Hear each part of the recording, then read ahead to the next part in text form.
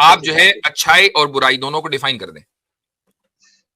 नहीं नहीं, उसका जो कॉन्सिक्वेंस है उसी से ही तो डिस्क्राइब होता है कि वो अच्छा हुआ हाँ या तो बुरा हुआ। डिफाइन तो करें, अच्छाई और बुराई अगर रियलिटी है तो उस रियलिटी को डिफाइन तो करें। जी, बुरा मतलब कि जो एंड रिजल्ट में उसका फिजिकली या फिर मेंटली उसको हार्म हुआ तो उसको हम एज अ बैड कॉन्सिक्वेंस मतलब बोलते हैं। तो अगर आपने किसी को डेथ पेनल्टी दे दी तो उसको फिजिकली हाँ हार्म हुआ, अब वो बुराई की अच्छाई है?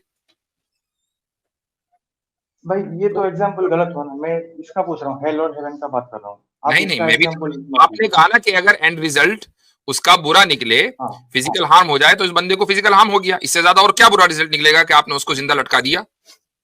तो अब बताइए क्या ये बुराई है कि अच्छाई है?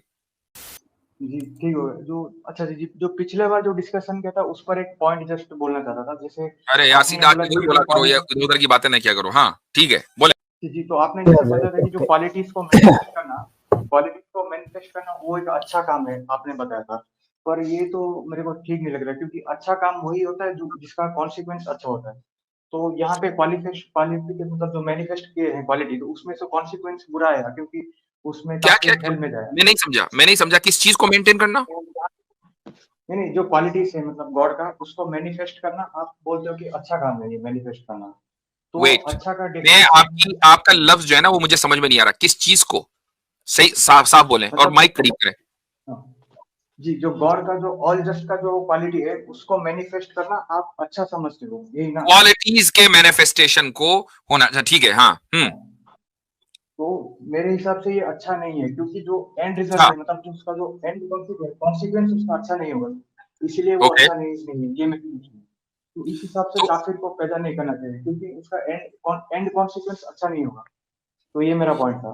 अच्छे और बुरे का फैसला कौन करेगा? अच्छे और बुरे का फैसला कॉन्सिक्वेंस से डिसाइड होता है, एंड रिजल्ट, कि वो अच्छा नहीं, हुआ या बुरा हुआ। अच्छाई की तारीफ इस हिसाब से। आप जो है अच्छाई और बुराई दोनों को डिफाइन कर दें। नहीं नहीं, उसका जो कॉन्सिक्वेंस है उसी से ही तो डिस्क्राइब होता है कि वो अच्छा हुआ हाँ या तो बुरा हुआ। डिफाइन तो करें, अच्छाई और बुराई अगर रियलिटी है तो उस रियलिटी को डिफाइन तो करें। जी, बुरा मतलब कि जो एंड रिजल्ट में उसका फिजिकली या फिर मेंटली उसको हार्म हुआ तो उसको हम एज अ बैड कॉन्सिक्वेंस मतलब बोलते हैं। तो अगर आपने किसी को डेथ पेनल्टी दे दी तो उसको फिजिकली हाँ हार्म हुआ, अब वो बुराई की अच्छाई है? भाई, ये तो एग्जाम्पल गलत हुआ ना। मैं इसका पूछ रहा हूँ, हेल और हेवन का बात कर रहा हूँ। आप नहीं नहीं, इसका मैं भी एग्जाम्पल मत आपने लीजिए। कहा ना कि अगर एंड रिजल्ट उसका बुरा निकले, हाँ फिजिकल हार्म हो जाए, तो इस बंदे को फिजिकल हार्म हो गया, इससे ज्यादा और क्या बुरा रिजल्ट निकलेगा कि आपने उसको जिंदा लटका दिया? तो आप बताइए क्या ये बुराई है कि अच्छाई है? नहीं, पर उस केस में वो किसी का नुकसान किया, पर इस केस में ऐसा नहीं है ना कि वो काफिर ने किसी का नुकसान किया। तो इसका तो कॉन्सिक्वेंस तो इसका मतलब ये हुआ कि हर अच्छाई या बुराई किसी न किसी वजह से अच्छाई या बुराई बनती है। अब आपने कहा कि नहीं उसमें ऐसा हुआ था, ठीक है, हाँ किसी ना किसी वजह से अच्छाई या बुराई बनती है, ये साबित हुआ ना।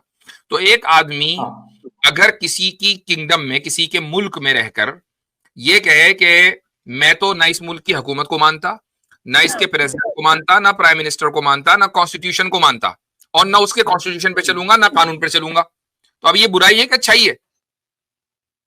ये तो बुरा ही है।